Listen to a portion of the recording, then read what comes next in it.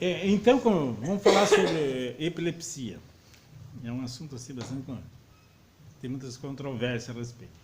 Então, a epilepsia é aquilo que eu falei. Tem o grande mal e o pequeno. O grande mal, ele tem um componente fisiológico. A pessoa bateu a cabeça, sofreu um acidente, tem uma lesão cerebral. Mas quando não é causado por isso, que vai no médico, faz uma tomografia direitinho, olha e não aparece nada, então esse tem um conteúdo emocional. Eu vou falar assim, qual é a semelhança que existe? Existem pessoas que nós chamamos assim de pessoas que reagem mais fisicamente. O organismo dela fala. Tem pessoas que é mais o pensamento, a raiva, chateado e tal. E tem outros que não chegam a expressar. Então eles expressam de forma corporal. Então essas pessoas é igual à primeira. Por quê? Aquela que reage falando, xingando, brigando, é por ideias. Sabe? A ideia que ela tem que vir na cabeça dela. A outra pessoa também é por ideia, só que a ideia não vem à consciência. Eu estou repetindo porque agora está sendo gravado. Mas a ideia está lá. As pessoas que têm predisposição a reações orgânicas que no tempo do Freud chamava de conversão. Então, as pessoas que convertem estados emocionais em reações fisiológicas. Então, são chamadas as pessoas que fazem conversões. E, estudando isso aí, ele descobriu, através das pesquisas que ele fez naquele tempo, que todas essas estados de conversão, que é chamado depois, foi considerado pessoas que são histéricas, um estado de histeria, são pessoas muito sensíveis emocionalmente. E elas têm uma sensibilidade orgânica bastante acentuada e elas têm muita fantasia, muitas ideias. E, de repente, elas começam a criar essas fantasias e elas começam a temer pela sua fantasia. Que aquela fantasia se torna uma realidade. Daí elas vão tendo ideias, daí elas podem desenvolver determinada reação orgânica por causa disso. Eu vou contar um caso assim, clínico, né, dentro dessa linha, chamado de uma paciente do Freud, chamada Ana O. A Ana O tinha ataques histéricos de paralisia, paralisava o braço, cegueira muitas vezes, e ele foi tratado, essa pessoa. E no tratamento ele descobriu que ela tinha fantasias e ideias que não podiam ser admitidas. Uma das fantasias que ela tinha, ela sonhava muito com um cavalo, e ele não sabia por quê. E aquele sonho aparecia, ele foi estudar o sonho dela, né? E de vez em quando a paralisia aparecia. E o que tinha acontecido? A mãe dela, ou esse sujeito era casado, a mãe morreu, e ele ficou com os filhos e essa filha, ele arrumou uma empregada para cuidar. E a menina já tinha uns 13, 14 anos. E ela não se dava muito bem com essa empregada. Daí ela tinha uma fantasia de que ela que devia ir para o lugar da mãe. Que aquela pessoa não devia estar ali. Então ela tinha sonhos eróticos com o pai. Uma loucura. Mas não vinha para a ideia dela. Ela só tinha conversão. Daí, através de um processo de regressão, através da hipnose, tudo, ele descobriu e ela revelou essas fantasias que ela tinha. E quando ela tinha essas fantasias, ela tinha que se punir. Daí ela fazia a conversão de um determinado órgão. Às vezes paralisava o braço, paralisava a perna. E ficava lá 2, 3 dias sem poder se movimentar. E esse caso é bastante difundido. Então, qualquer curso que a gente vai fazer, eles utilizam esse caso para mostrar. E daí, estudando mais, se descobriu outros pacientes que são pacientes que têm uma dificuldade de diferenciar entre a realidade e a imaginação. A imaginação e a realidade estão muito conectadas, porque a mente inconsciente não diferencia. Para ser assim, mais simples e falar mais claramente, pessoas que entram em transe acordado. Vocês sabem o que é entrar em transe, né? Então, quem entra no estado alfa, ou estado beta, acordado, pessoas sensíveis, que sai do ar com facilidade, essas pessoas são propensas a ter quadros histéricos. Daí o próprio pensamento, a própria ideia delas desenvolve problema orgânico. Porque quem não sabe controlar esse estado de transe, de sair de um estado de transe e entrar no estado de transe, pode ficar à mercê disso, à mercê das suas próprias ideias e das suas próprias fantasias. Então, quando a gente vai trabalhar com transe, quando a gente vai entrar em transe, é sempre bom estar num local próprio para aquilo ali. Para que quando a gente saia, não fique nesse estado alterado de consciência. Porque quando você está no estado alterado de consciência, que é chamado transe, você pode desenvolver essa capacidade de confundir a sua imaginação com a realidade. Porque a mente não distingue o que é uma realidade e o que é uma fantasia. E dependendo do que você está vendo e do que você está sentindo, você pode ter o ataque.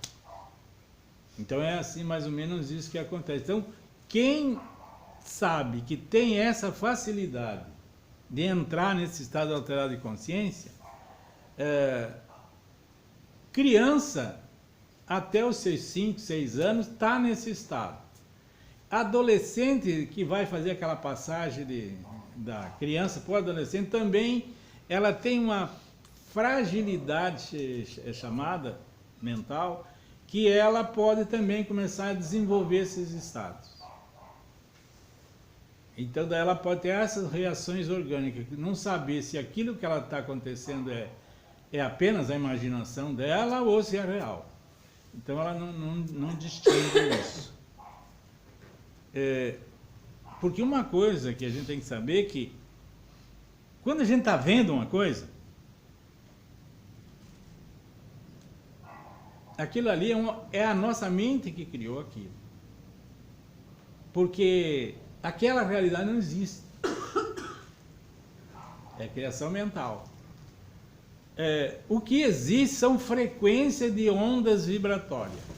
Daí a pessoa capta, e para nós interpretar essa percepção, nós produzimos uma imagem, alguma coisa para que a nossa mente entenda o que é.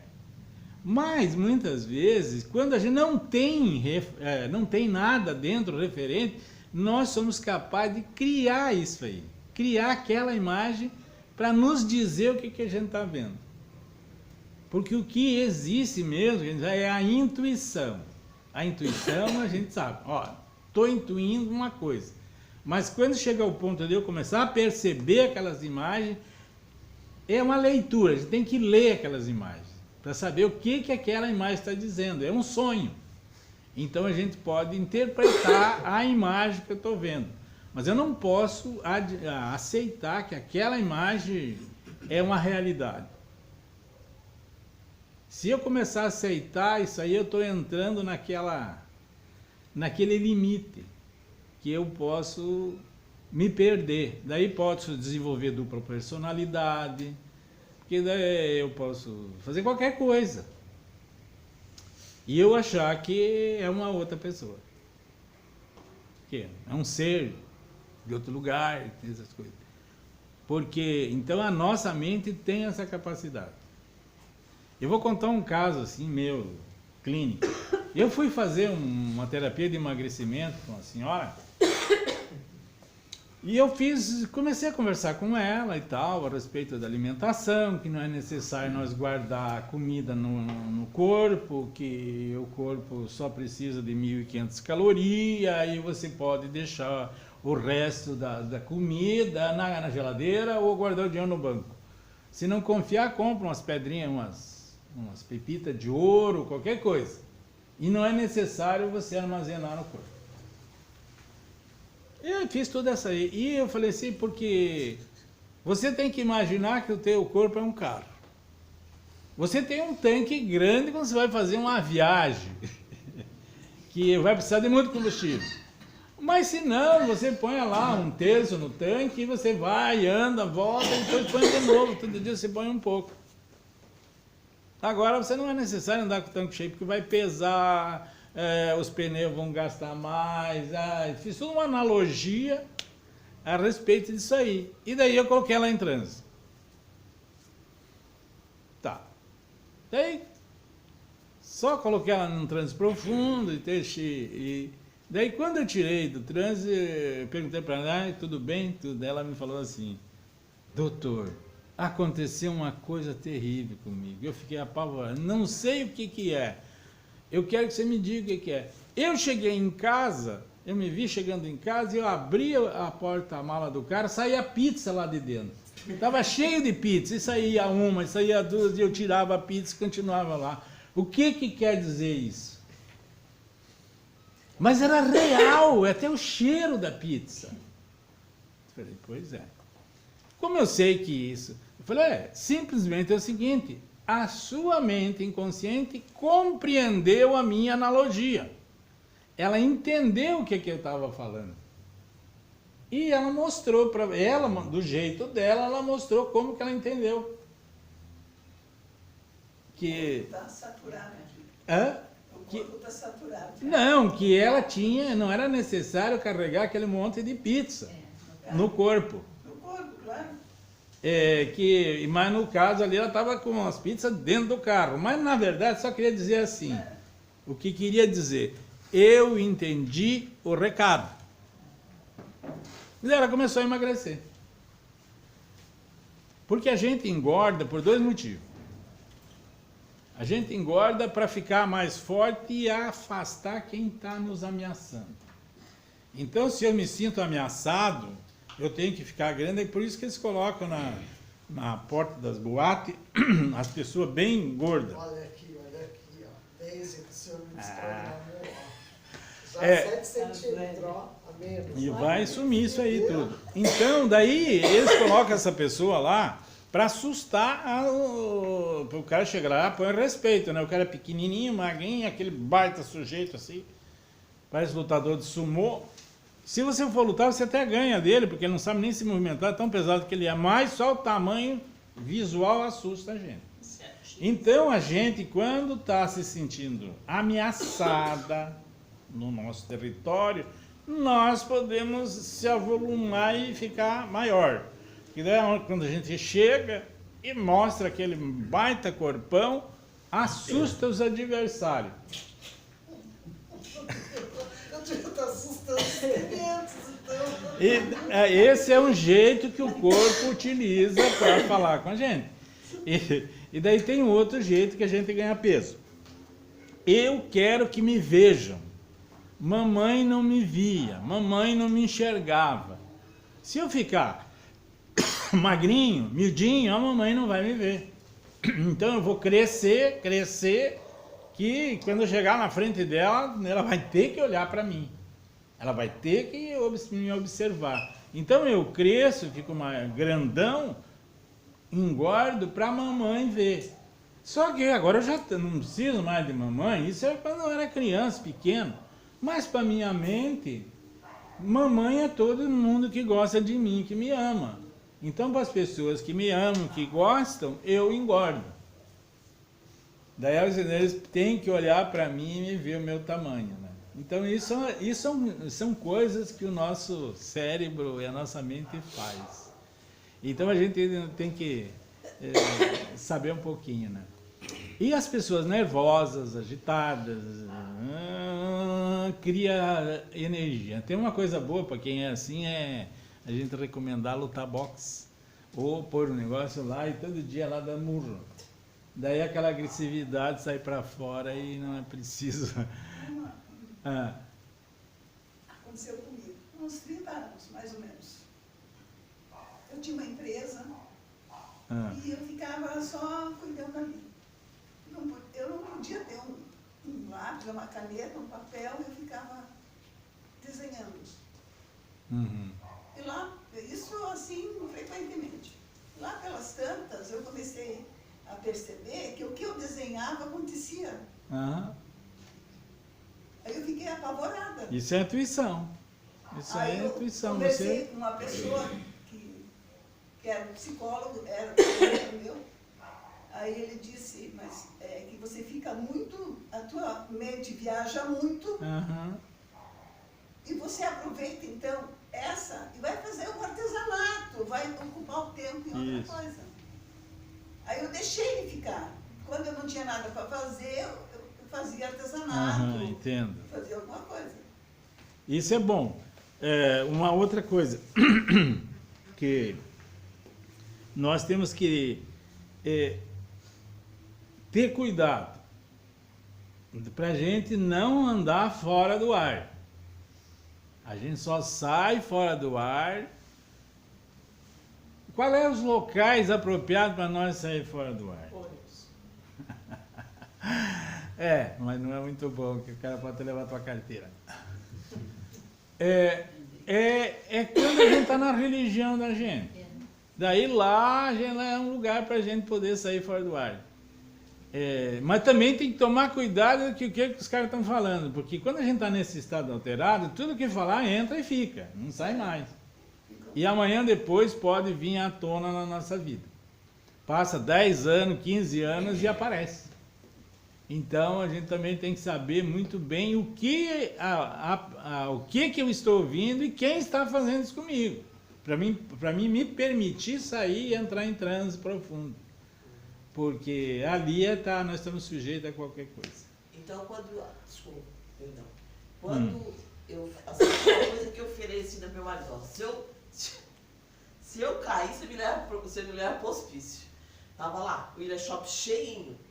E um monte de evangélicos lá, não sei de que denominação era, mas eram todos evangélicos. E todo mundo caiu. Ele fez assim, ele falou, vou contar 3, e a hora que eu fazer, todo mundo vai cair, todo mundo caiu. Ele fez dominó. Faz. Vocês querem que eu faça com vocês aqui? Eu faço. Essa é a coisa mais fácil que tem que fazer. Isso aí. Eu tive programado então para não cair, na verdade, então. Isso aí é a coisa mais fácil que tem pra gente. Quem domina bem essa técnica, ele faz. Você só empurra o dedo. E quem tem bastante capacidade, ele faz isso mentalmente. Ele não precisa abrir a boca. Quem está bem treinado faz através só do pensamento. Ele pensa, o pessoal cai. Ele pensa. Autossugestão. É autossugestão. Autossugestão, mas não verbal. É através do poder da mente. Então a pessoa desenvolve isso aí, daí basta ele pensou. Um comando E daí cura também. Se ele usar para o bem, beleza. Pôs a mão na pessoa, a pessoa fica curada. Ele só pensa. Pensou, pum. Aquelas pessoas que têm facilidade de entrar em transe, ou que já estão treinadas. Eu já fui assim, num centro de Umbanda, e lá estavam todos, porque quando está no centro de Umbanda, todo aquele pessoal que está trabalhando ali está em estado alterado de consciência. E eu cheguei, sentei e falei, hoje não desce santo. Só pensei, não. E o negão lá, não, negão, era moreno mesmo, né? E ele estava no tambor, e ele batia tambor, bate a tambor, e nada de descer santo. E não descia santo. E ele sabe, eles têm uma percepção. Ele percebeu que tinha alguma coisa dentro do salão. Era eu que estava sentado numa cadeira lá e estava fazendo uma experiência. E eu do santo não desceu. Daí depois eu pensei, bom, tá solto, posso descer o santo? O santo já desceu. Então, quando essas pessoas estão nesse estado, elas são muito suscetíveis à força mental. Por isso que eu digo que quando tem que estar muito cuidado para ver quem que está trabalhando com a gente. Eu tenho que ser pessoas bem, que tenham boa intenção, que estão pensando no bem. Cadê o seu Frank? Ele vai vir aqui fora, ele saiu. Eu vi. Então a gente tem que estar com boa intenção e tem que ser pessoas que estão fazendo um trabalho sério. Que pode até atrapalhar a vida da gente. Né? Então tá bom ficar por esse assunto e vamos entrar na constelação.